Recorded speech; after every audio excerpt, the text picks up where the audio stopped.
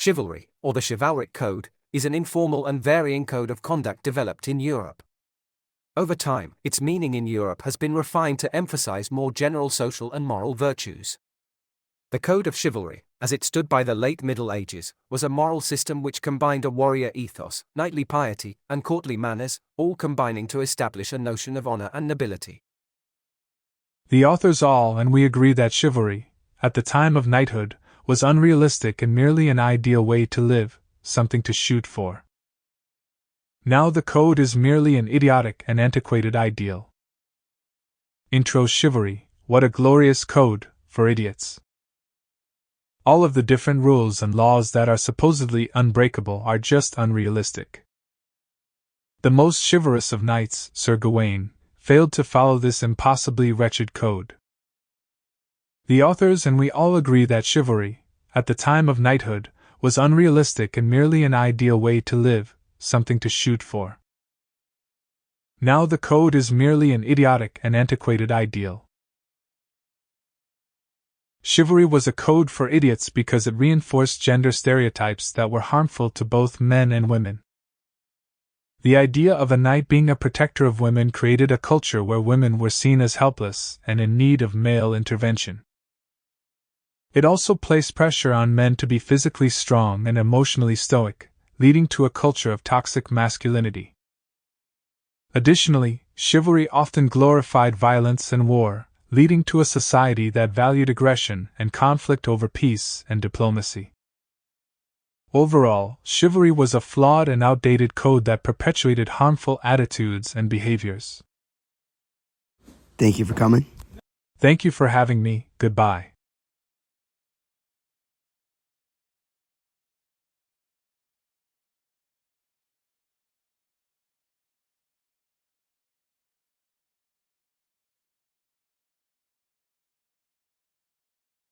Ten Commandments of Chivalry were: thou shalt believe all that the Church teaches, and thou shalt observe all its directions.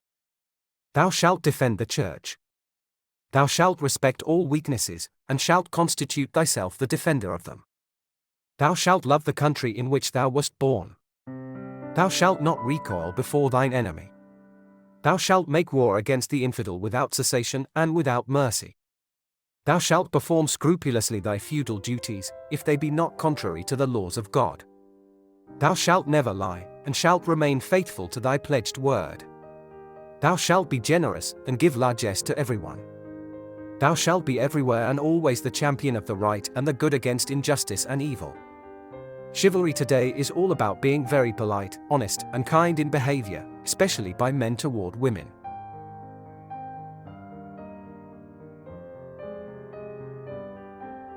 In the early days of the medieval centuries, the church had a lot of say in who had the power. This can easily be represented in the first code of chivalry. The chivalric code forced its followers to obey the church's teachings so that they would be more representable in the community. If you were found disobeying the codes of the church, you were known as a heretic being who stands against the power of all the nations that were in the medieval centuries. If you're known as a heretic, you're very outdriven from the community and mostly exiled from all events that happen.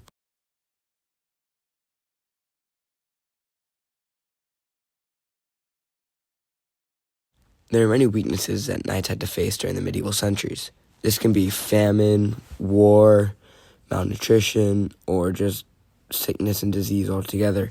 These are really bad for the knights, and this code of chivalry is basically saying that the knights should not be affected by these and should rather respect them and learn to grow off them.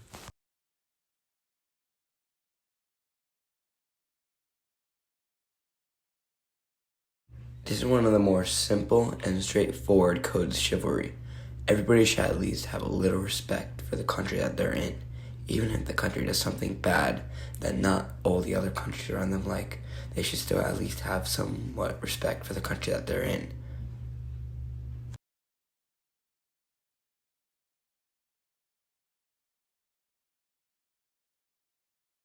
When a knight is in war and facing another knight, they should not recoil or let down their guard against the other knight. Even as tough as the battle may seem, they should continue fighting.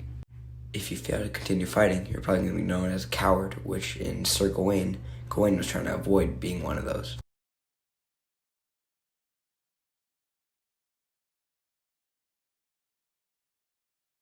To start off, the infidel are like the heretics that we talked about earlier, the people who are strayed away from the church's teachings. They are like the atheists today. The knights, even though that they're really regarded within the teachings of the church, should not fight them due to their beliefs, no matter how much harm they've done due to the church.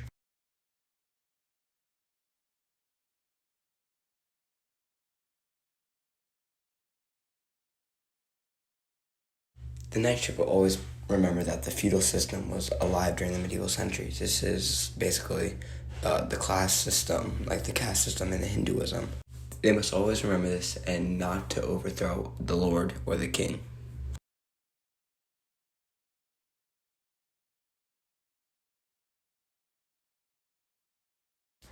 Knights in the medieval centuries always had to be kind and courteous. This is because, like the last one, they had to follow the feudal system. They were known as like the kind of the protectors of the land, so if they were not kind and courteous, people would not be looking up to them and would not trust them. People need to look up to knights to have somebody who can protect them.